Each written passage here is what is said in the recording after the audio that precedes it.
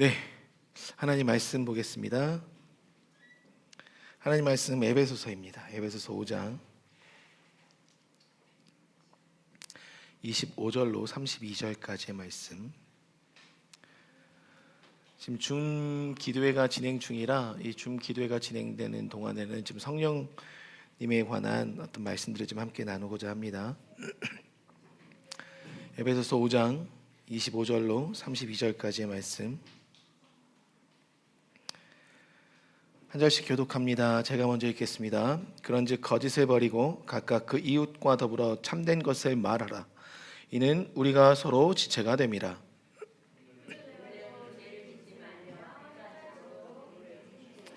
마귀에게 틈을 주지 말라.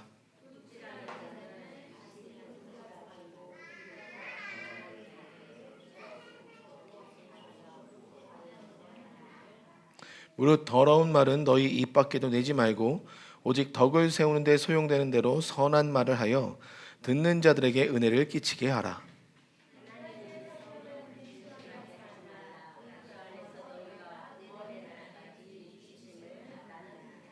너희는 모든 악독과 노함과 분냄과 떠드는 것과 비방하는 것을 모든 악의와 함께 버리고 불쌍히 여기며 서로 용서하기를 하나님이 그리스도 안에서 너희를 용서하심과 같이 하라. 아멘. 이사야서 63장에 보면 이런 말씀이 나옵니다. 내가 여호와께서 우리에게 베푸신 모든 자비와 그의 찬송을 말하며 그의 사랑을 따라 그의 많은 자비를 따라 이스라엘 집에 베푸신 큰 은총을 말하리라. 그러니까 이사야 선지자가 주님께 받은 이 계시 예언을 그대로 말하게 됩니다. 그것이 8절로부터 시작되는데요. 그가 말씀하시되 그들은 실로 나의 백성이요 거짓을 행하지 아니하는 자녀라 하시고 그들의 구원자가 되사 그들의 모든 환난에 동참하사 자기 앞에 사자로 하여금 그들을 구원하시며 그의 사랑과 그의 자비로 그들을 구원하시고 옛적 모든 날에 그들을 드시며 안으셨으나 라고 말씀하세요. 이 말씀 가운데서 우리가 좀 주목하길 원하는 말씀이 있다면 그들의 모든 환난에 동참하사, 그러니까 하나님께서는 이스라엘 백성들이 출애굽하는 모든 여정 속에 그들과 그들의 진영 안에 함께 계셨다라고 지금 말씀하고 계시는 거예요. 그래서 그들을 돌보셨고 결국 그들을 안으셨고 그들을 들어 올리셨다. 그러나 하면서 10절에 뭐라고 말씀하시냐면 구약 성경에서 잘 볼 수 없는 내용이 나옵니다. 그들이 반역하여 주의 성령을 근심하게 하였으므로 그가 돌이켜 그들의 대적이 되사 친히 그들을 치셨더니 라고 말씀하세요.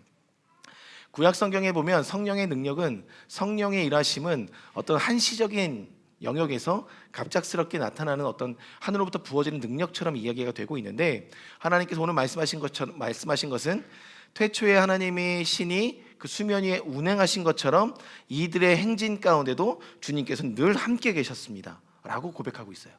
그리고 그와 동시에 그들이 하나님의 엄청난 보호 아래 있었지만, 인도 안에 있었지만 그들이 주님께로 돌이키는 그 순간, 주님께로부터 돌아서서 죄로 향하여 가는 순간 하나님의 성령은 근심하시기 시작했습니다 라고 이야기하고 있다는 거죠. 성령님께서 근심하고 계셨다는 거예요. 백성들을 향해서 하나님으로부터 멀어지는 그 삶을 통해서. 그와 마찬가지로 오늘 우리가 읽은 본문 에베소로 돌아오면 에베소 이 5장 30절에 동일한 문구가 쓰여져 있는 거예요. 하나님의 성령을 근심하게 하지 말라라고 이야기하고 있다는 거죠. 이스라엘 공동체가 출애굽하는 그 과정 속에 그들이 죄악 가운데 머물러 있고 또 죄로 인하여 살아가는 그 삶을 보면서 성령님께서 근심하셨는데, 오늘 에베소 교회에 있는 사람들을 보면서도 하나님은 그 성령님이 근심하고 계시다라고 말하고 있다는 거예요. 근데 오늘 우리가 성경 본문을 읽으면 아시겠지만, 성경책을 보시면 아시겠지만, 오늘 본문의 그 챕터의 제목은 하나님을 본받는 생활이라고 되어 있습니다. 그러니까 하나님을 본받는 생활이라는 것은 하나님께서 기뻐하시는 생활이고 하나님께서 원하시는 생활인데, 그 원하시는 생활은 성령님과 밀접하게 연관되어 있음을 이야기하고 있다는 거예요. 성령님을 근심케 하지 않는 영역의 삶이 결국 하나님이 기뻐하시는 삶이 될 수 있음을 이야기한다는 거예요. 근데 오늘 본문에 나와 있는 이 근심이란 이 단어가 우리가 생각할 때 걱정, 근심이 참 걱정과 염려가 많음을 뜻하는 것이 이 근심이라는 단어인데, 이 원어적인 의미는 여러분들 모욕하다의 의미를 갖고 있습니다. 모욕하다. 즉 성령을 근심케 한다라는 의미는 하나님을 모욕하고 있다는 거예요.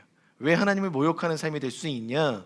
하나님께서는 분명히 우리를 안으셨고 들어 올리셨으나 이들은 성령을 근심케 하는 죄의 길로 나아갔다는 거예요. 결국 우리의 삶의 주인은 성령님이라고 우리가 고백하고, 우리는 하나님의 성령이 계시는 전이라고 이야기하는데, 그 성령님이 다스리는 삶이 아니라 세상의 가치를 따르는 삶을 살아가고 있는 그 죄의 삶이 우리 안에 왕으로 모신 하나님을 모욕하는 삶이 된다는 거예요.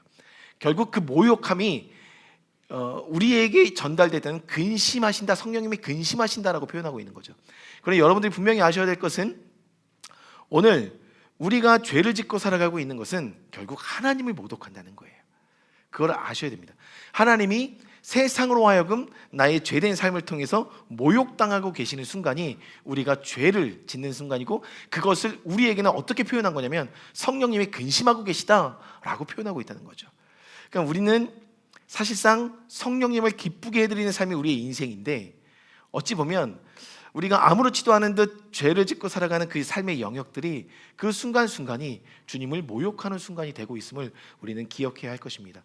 그래서 30절에 보면 하나님의 성령을 근심하게 하지 말라, 그 안에서 너희가 구원의 날까지 인치심을 받았느니라 라고 말씀하고 계시거든요.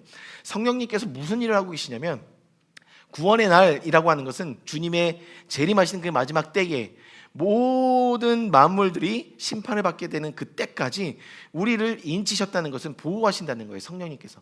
그러니까 로마서에 나와 있는 말씀처럼 말할 수 없는 탄식으로 우리를 위하여 친히 중보하시는 성령님의 일하심이 그 구원의 날까지 그 인치심 속에 함께 하신다는 거죠.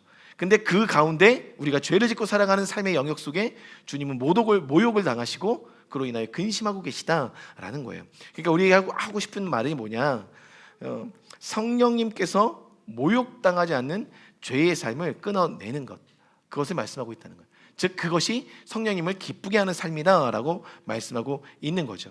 그래서 성령님을 기쁘게 하시기 위해서 오늘 본문에 나와 있는 제목처럼 하나님을 본받는 삶을 살아갈 때 성령님을 근심하게 하지 않을 수 있다라고 말하고 있다는 거죠.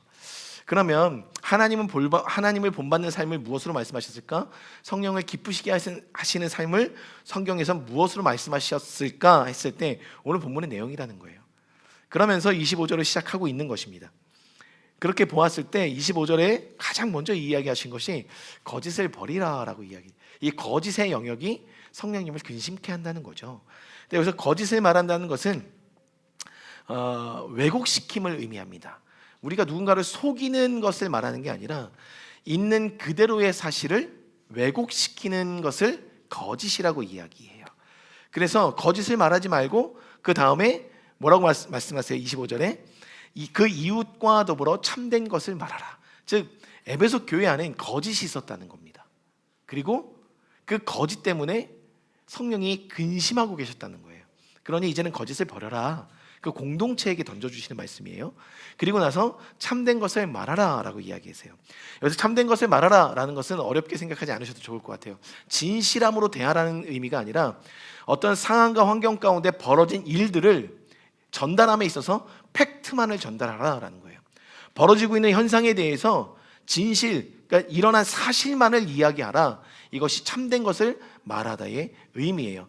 달리 말하면 우리가 이 공동체 생활을 하면서 어떤 벌어진 사건과 상황에 대해서 이야기할 때 사실상 팩트를 전달하는 것이 쉽지 않음을 이야기하고 있다는 거예요.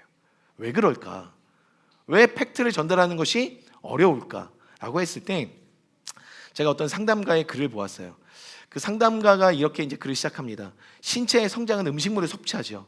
음식물을 섭취하면서 대근육이 발달하면서 점점점 세세하게 소근육이 발달하게 되어 있다는 거예요. 우리의 몸은 먹는 것을 섭취함으로 인해서 그냥 두어도 저절로 성장하게 되어 있다라는 거죠. 먹기만 하면 성장하게 되어 있다는 거예요. 근데 반면에 우리의 마음은 성장을 이뤄낼 수 있는 응원과 지지가 없으면 성장을 이뤄낼 수 없는 것이 마음이라는 거예요.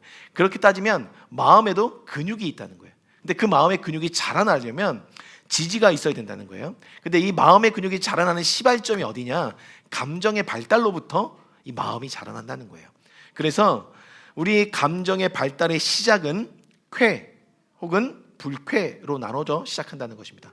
아이들이 이야기할 때 쾌, 좋아, 불쾌, 나빠, 좋고 나쁨으로만 시작한다는 거예요.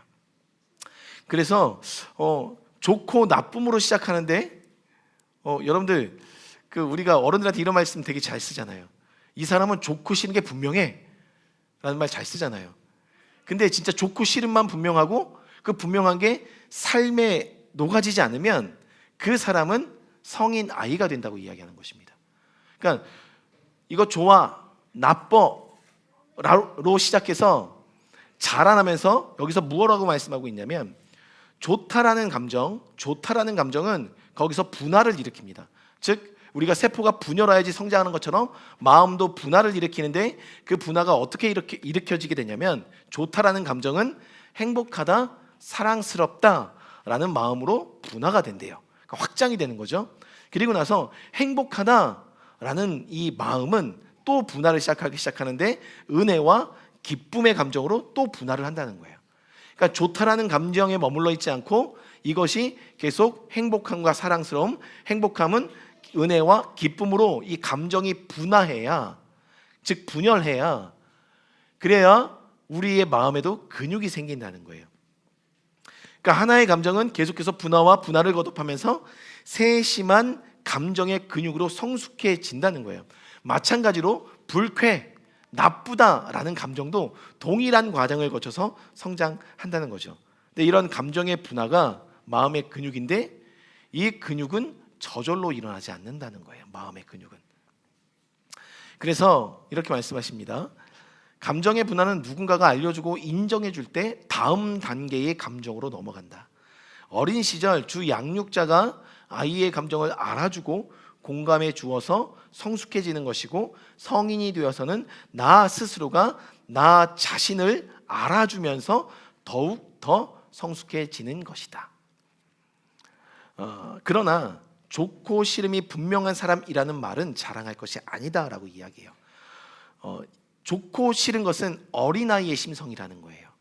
여기서 어른이 계속해서 좋고 싫음만을 이야기한다면 나이가 들면 심리적으로 성숙해지고 마음이 다차원적으로 복잡 단단해져야 하는데 어린아이의 모습 속에 그냥 머물러 있는 거라는 거죠. 성장이 없었다는 거예요. 그러니까 이 미성숙함, 이 마음이 성장하지 못했다, 이 말은 결국 모든 사건과 상황을 볼 때 무엇으로 사건과 상황을 보냐면 그 사람이 감정의 상태로 상황과 사건을 보고 그 감정의 상태로 본 것을 말하게 된다는 거예요. 그러니까 다시 본문으로 돌아오면 우리가 거짓을 말한다는 것은, 사실을 왜곡한다는 것은 무엇을 말하냐면 그 마음이 성숙하지 않다 보니까 이 사건을 보고 지금 일어나는 현상을 보고 느끼는데 감정을 사실로 이야기한다는 거예요. 그것은 거짓이라는 것입니다. 그래서 하나님께서 말씀하시는 건 뭐냐면 공동체에서 만약에 거짓이 난무하지 않게 하기 위해선 우리의 감정으로 보고 있는 현실과 팩트를 이야기하는 게 아니라 그냥 눈에 보여지는 일어나고 있는 상황을 있는 그대로 이야기하는 게 참말이다라는 거예요. 그래서 교회 공동체 안에서 반드시 필요한 과정이 있는데 서로가 서로를 알아가지만 우리의 감정으로 일어나는 현상을 이야기하지 않는 것, 그것이 하나님 편에서는 하나님을 본받는 삶. 왜? 하나님은 사실만을 이야기하시기 때문에. 그래서 저와 여러분들이 감정에 기반한 대답이 아니라, 감정에 기반한 팩트가 아니라, 지금 내 감정이 겪고 있는 어려움을 사실처럼 이야기하는 게 아니라 일어난 현상과 상황의 사실만을 이야기하는 것, 그것이 하나님을 본받는 삶이다 라는 거예요. 그러면서 왜 우리가 참된 것을 드러난 사실만을 이야기해야 합니다 라고 이야기하고, 그 다음에는 이것이 하나님이 기뻐하시는 삶입니다, 이것이 하나님의 뜻입니다, 혹은 이것이 하나님을 믿는 사람들의 정체성입니다 라고 이야기를 이어가는 것이 본문의 어순상 맞을 것 같은데, 오늘 본문은 뭐라고 이야기하고 있냐면, 그런즉 거짓을 버리고 각각 이웃과 더불어 참된 것을 말하라. 이는 우리가 서로 지체가 됨이라 라고 이야기해요. 참된 것을 말하라. 이것이 하나님의 뜻이다라고 이야기하는 것이 어찌 보면 어순상 더 어울릴 것 같은데, 하나님은 정말 왠지 좀 생뚱맞은 의외의 대답을 좀 하십니다. 뭐라고 이야기합니까? 우리가 서로가 지체가 되었다라는 거예요.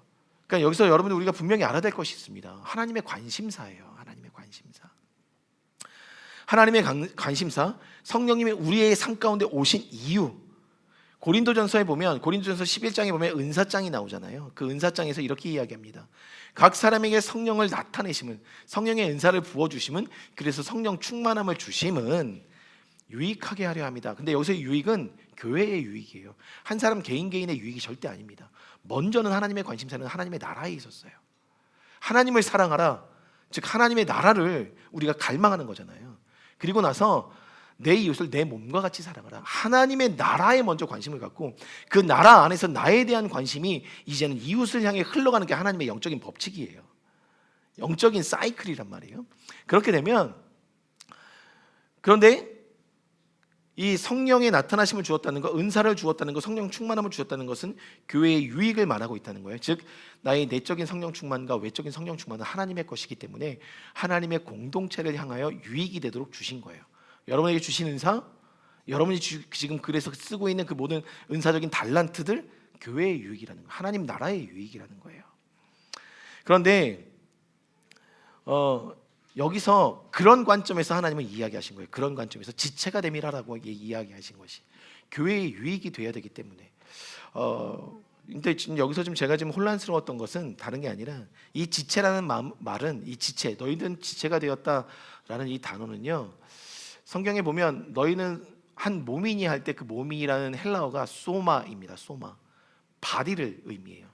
근데 성경에서, 신약 성경에 나오는 이 모든 지체라는 단어에, 이 지체라는 단어는 멜로스라는 단어를 씁니다.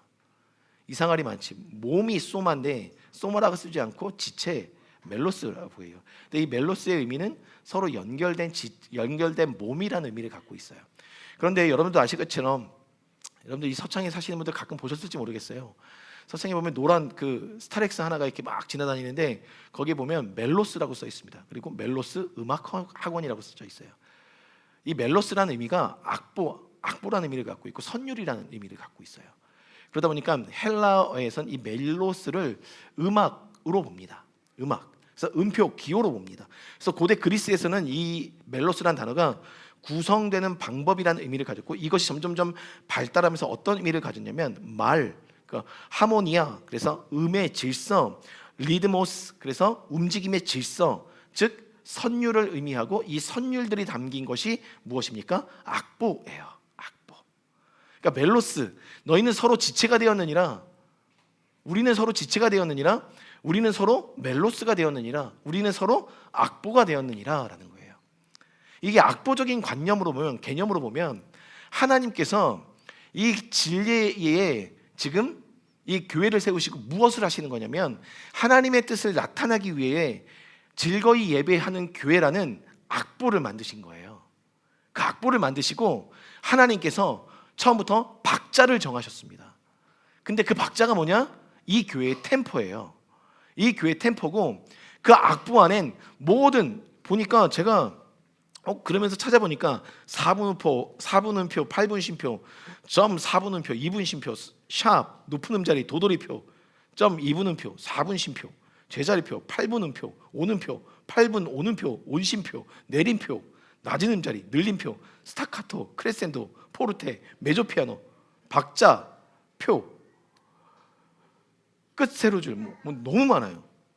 제가 지금 다 얘기했는지 모르겠지만 악보에는 수많은 기호들이 있습니다. 근데 그 악보에 들어가는 그 수많은 기호가 누구냐면 여러분들이라는 거예요. 여러분들 한 사람 한 사람이 포지션이 있다는 거예요. 그 악보 안에 포지션이 있다는 거예요. 그래서 그 악보는 우리 아이들, 그래서 지금 우리 사모님이 우리 아이들 이제 학교에서 악보 보는 법을 좀 가르치려고 하는데, 왜냐하면 아이들이 쉼표의 개념을 모르더라고요. 그러니까 맨날 듣고만 노래를 부르다 보니까 악보를 볼 줄 모르는 거예요. 그래서 쉼이 없어요. 그래서 한 박자 하고 쉬어야 되는데 한 박자 하고 한 네다섯 박자를 쉬어야 되는데 그 네다섯 박자를 계속 부르고 있는 거예요. 애들이 왜 그러지 그랬는데 애들이 악보를 볼 줄 모르는 거예요. 만약에 여러분 우리가 지체인데 악보를 볼 줄 모르잖아요. 그러면 교회는 불협화음이 나게 돼 있는 겁니다. 지체기 때문에. 각자의 자리에 그 음과 표들이 각자의 역할이 있는데 그것을 뛰어넘어 다른 역할을 하게 되면 지체는 망가지게 된다는 거예요. 그러니까 교회는 악보예요. 그리고 어찌 보면 그래서 저는 생각해봤어요. 우리 교회는 몇 박자일까?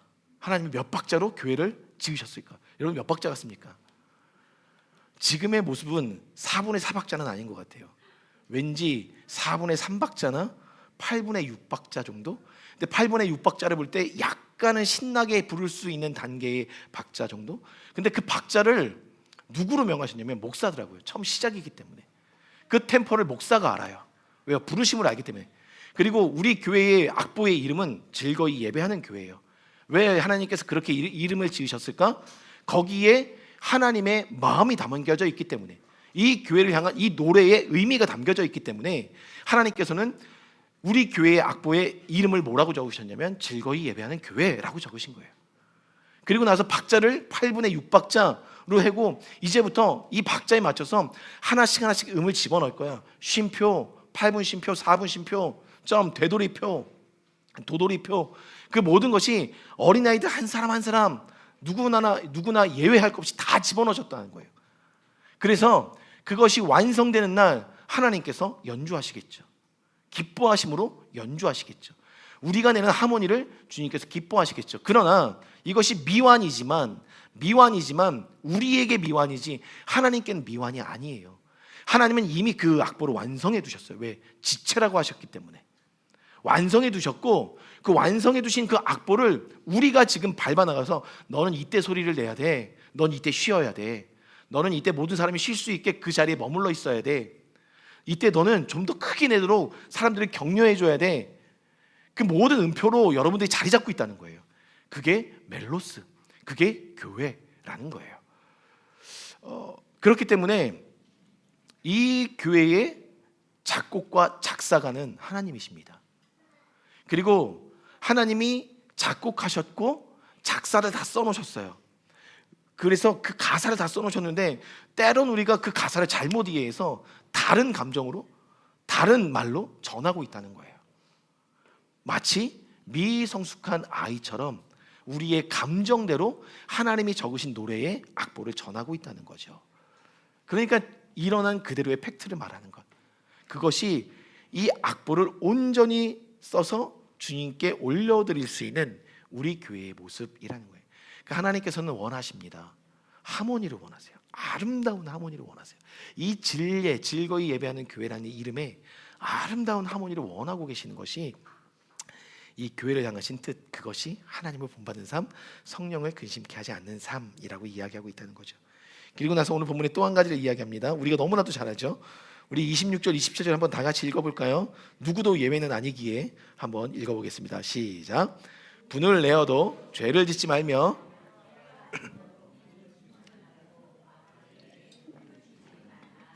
아멘.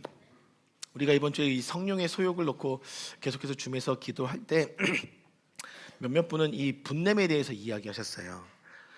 근데 결과적으로 이 말씀 26절과 27절은 이어진 말씀입니다. 이렇게 읽으시면 돼요. 마귀에게 틈을 주지 않기 위해서는 분을 내지 않는 것이지만 만약 분을 내었다면 해가 지도록 품지 마십시오라는 단어 말입니다. 우리가 너무나도 잘 알고 있는 말이죠. 그러니까 결론적으로 말씀을 드리면 분냄이, 화를 내미, 분노함이 사단에게는 가장 쉽게 문을 열어주는 거예요. 내 삶의 주인은 성령님이신데 성령님보다 당신이 나의 삶의 주인으로 오십시오 하고 문을 열어주는 것이 분노에 있다는 거예요. 이 분냄이 왜 위험하냐면 내가 분함은 어찌 됨이냐, 내 안색이 변함은 어찌 됨이냐라고 하나님께서 누구에게 물으십니까? 가인에게 물으십니다. 가인에게. 자기 제사를 받아주지 않으니까 너무 열이 받아가지고 내가 분내면 어찌 되느냐, 내 안색이 변하면 어찌 되느냐. 여러분 화나면 안색이 어때요? 우리 표정으로만 상대방 압도할 수 있잖아요. 그렇죠? 가능하잖아요. 저도 가능해요. 근데 이 표정이라는 것이 우리의 분함을 그대로 드러낼 수 있다는 거죠. 근데 그 다음에 하나님께서 뭐라고 얘기하시냐면 가인에게 죄가 너를 지금 원하고 있다. 그 분노를 내고 있는 그 순간에 죄가 너를 지금 삼키려 하고 있어. 그러니 죄를 다스려 라고 말씀하신 거예요. 그렇게 말씀하셨는데 가인이 어떡합니까? 그 죄를 다스리지 못하게 되면서 바로 가서 동생을 불러내서 돌로 쳐 죽이게 됩니다. 그러니까 이 분노라는 것, 이 분냄이라는 것이 결과적으로 어디까지 이르게 되면 어떤 결과냐면 살인이라는 결과를 만들어낸 거예요. 되게 무서운 이야기입니다. 그러니 성령을 금심케 하시는 영역에 있어서 누군가를 죽이고 살인할 수 있는 파워가 어디 있냐면 분냄에 있다는 거예요. 그러니까 분을 내지 말아라. 그리고 여기서 하시는 말씀이 뭐냐면 분을 낼 수 있죠. 누구든 화를 낼 수도 있어요. 저희도 화를 내잖아요. 근데 화 내는 것 자체가 나쁘지만 화를 냈다.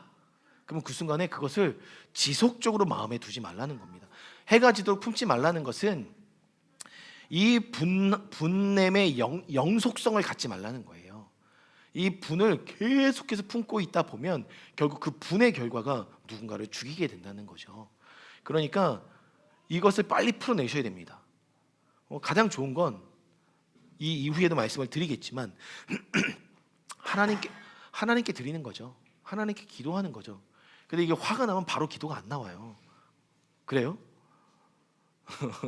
저는 죄송한 얘기지만 이렇게 아들과 이렇게 항상 이렇게 찬양 연습할 때 보면 텐션이 좀 있어요. 그래서 드럼을 원하는 대로 치지 않고 자기의 그날 컨디션대로 치거든요. 그러니까 아이니까 내 감정의 상태 그대로 친단 말이에요. 그래서 제가 원하는 대로 가지 않을 때가 있어서 이게 예배 직전인데 이게 확 이렇게 올라올 때가 있어요. 여기까지 등국에 달할 때가 있어요. 근데 그러고 나서 이 앞에 딱 서서 이제 여러분들과 함께 기도해야 되는데 기도가 안 나와요. 그럴 때가 있어요. 그때 그러면 화나는 것보다도 내가 이 정도밖에 안 되는 것 때문에 더 화가 나는 거예요. 그 순간에 그 순간에 그래서 찬양을 들어가야 그나마 이게 컴다운이 되는 그런 경우들이 좀 많이 있습니다. 그러니까 바로 기도가 안 나가요. 그러면 그때는 사실 여러분들 분노가 있으면 먼저는 피해 주십시오. 그 분노가 일어난 그 자리에서 일어나세요. 그게 가장 좋아요. 나의 생각과 나의 시선과 나의 마음이 그 안에 머물러 있지 않도록 그 자리를 피하시는 게 좋습니다. 그리고 진정이 되면 그때 오셔서 저에게 하는 얘기예요.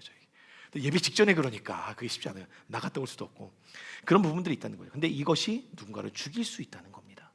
하나님께서는 그것을 멀리하라라고 이야기하십니다. 그리고 나서 28절에 또 한 가지 이야기하시는 게 28절 도둑질하는 자는 다시 도둑질하지 말고 돌이켜 가난한 자에게 구제할 수 있도록 자기 손으로 수고하여 선한 일을 하라. 여기서 자기 손으로 선한 일을 하라는 것은 나를 피곤하게 만들어서 땀 흘리게 만들어서 번 것으로 얻은 것으로 누군가를 구제하라. 그러니까 다른 사람이 나를 도와주는 것을 기대하지 말고 내가 먼저 일을 해서 번 것을 도와줄 수 있도록 하라. 그러니까 내가 계속해서 누군가의 도움을 원하는 거예요. 실제적으로 여기서 도둑질하지 말라는 것은 빼앗는 것을 의미합니다. 그러나 여기서 또 하나의 우리가 영적인 기품의 도둑질은 뭐냐? 이렇게 보시면 돼요. 이 도둑질한다는 단어의 원어적 의미는 훔치다인데 더 깊은 영역 속에서 뭐냐면 비밀을 보유하다예요. 비밀을 보유하다. 그러니까 저 상대방은 나를 몰라. 저 상대방은 모르고 나만 알고 있는 거예요. 그래서 혹여 이런 겁니다. 내가 이렇게 행동해서 이렇게 비춰지면 저 사람이 이렇게 도와주겠지? 라는 나만 알고 있는 생각들. 그러니까 이렇게 약간 이 패배자와 같은 누군가의 도움을 바라는 그런 모습들. 그런데 이 비밀이라는 것이 하나님 편에서도 비밀을 보유하는 것을 의미합니다. 그러니까 우리가 도둑질이라는 개념을 이제는 좀 바꿀 필요가 있을 것 같아요. 단순히 우리 훔치지 않잖아요. 그죠? 여러분들 누군가 지금 훔치면서 사시는 분 계십니까? 그렇지 않잖아요. 근데 여기서 도둑질한다는 것은 영적인 더 깊은 의미로 비밀을 보유하다요. 하나님 앞에서도 비밀이 생기는 것. 그것은 내 마음의 주인이 하나님이신데 하나님의 마음을 내가 빼앗는 거야. 하나님조차도 모르는 비밀. 근데 하나님은 다 알고 계시지만 하나님 앞에 부끄러워서 숨기고 있는 것들. 그게 도둑질하는 거래요. 비밀을 소유하는 거. 그러니까 어찌 보면 우리의 그릇에는 하나님의 비밀을 담는데, 우리가 그릇이잖아요. 우리는 그릇이기 때문에 하나님의 비밀을 담아야 되는데, 그 하나님의 비밀을 걷어내고 하나님에게조차도 이야기하고 싶지 않은 내가 갖고 싶었던 것, 누구한테도 보여주고 싶지 않았던 것, 숨기고 싶었던 것, 부끄러움일 수도 있죠. 그런 것들을 담아둔 거예요. 그것이 하나님도 모르는 비밀을 보유한 도둑질이 될 수 있다라는 것을 성경이 이야기하고 있는 거죠. 적어도 하나님께서 오늘 우리에게 말씀하시는 건 뭐냐면, 도둑질하지 말라. 나에게만큼은 솔직하게 다 드러내 보여라. 드러내 보여라. 그것입니다. 그것이 하나님 편에서 도둑질하지 않는 것. 그리고 일상 우리의 삶에 돌아왔을 때 우리가 스스로 열심히 일해서 번 것, 땀 흘린 것으로 남을 도와주는 것이 오히려 도둑질하는 마음을 갖고 있는 사람들, 비밀을 보유한 사람들을 선한 길로 인도하는 길이 될 수 있음을, 그것을 말씀드립니다. 그게 공동체 안에 필요하대요.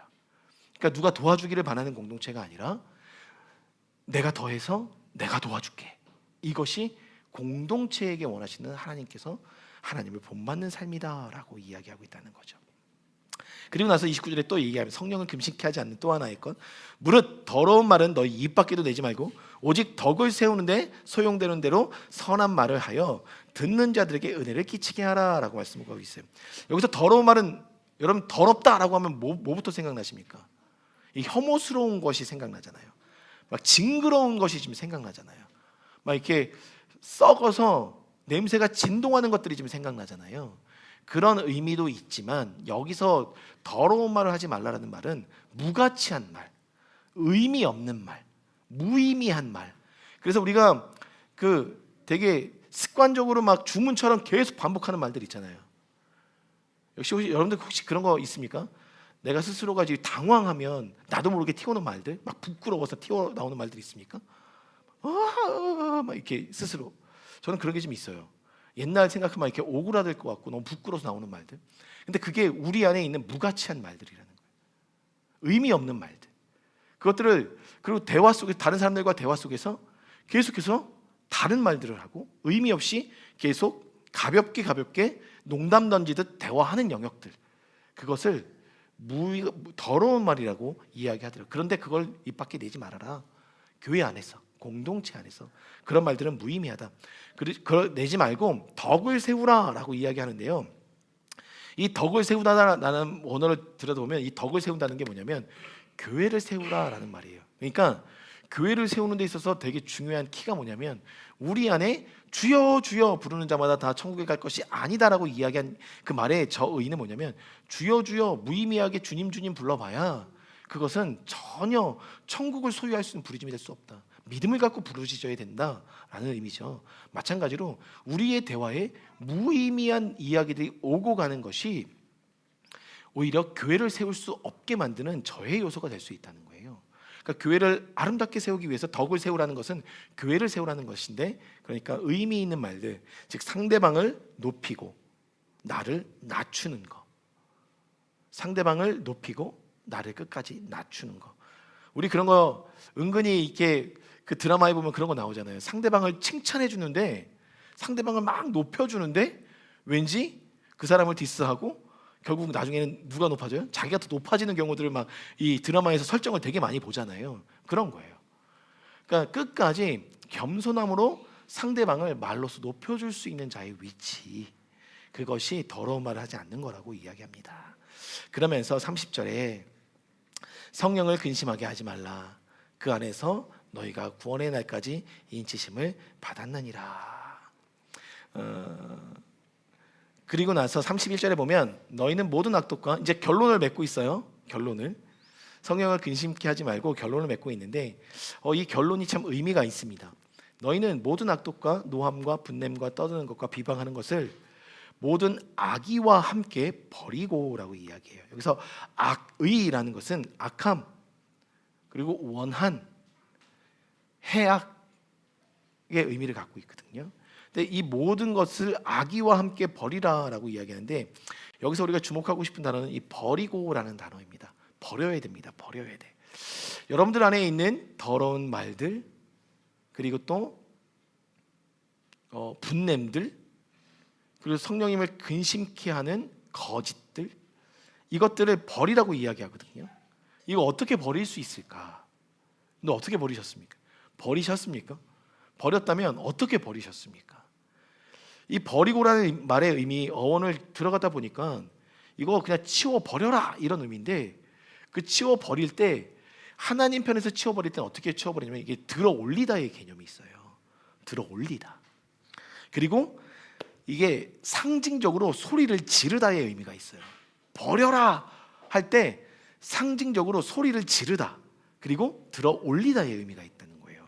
그러니까 하나님께서 우리에게 계시하여 주시는 버림의 의미가 어디 있냐면, 진짜 그리스도인들의 버림은요, 하나님께 이 모든 더러운 것들을 들어 올려드리는 것. 그래서 소리를 질러 이게 풀어내는 것, 마음속에 두고 있지 않는 것. 그래서 다 하나씩 풀어서 하나님께 올려드리는 것이 버림의 개념이라는 거예요. 그러니까 여러분들, 쉬지 말고 기도하라, 범사에 감사하라, 쉬지 말고 기도하라의 의미가 우리의 마음을, 우리 안에 있는 것들을 계속 주님께 들어 올리는 것, 그것이 버림의 의미더라고요.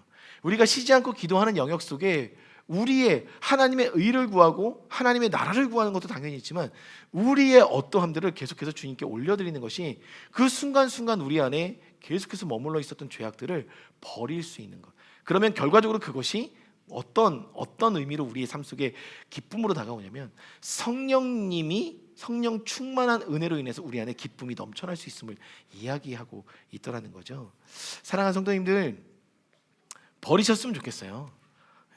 그리스도인들은 버려야 됩니다. 근데 그 버리는 것이 하나님께 나아가 기도하는 것에 있더라고요. 언젠가도 이야기했잖아요. 계속해서 이야기했던 것 같아요. 높은 곳으로 쏘아 올릴 때 더 이상 흐르지 않는다.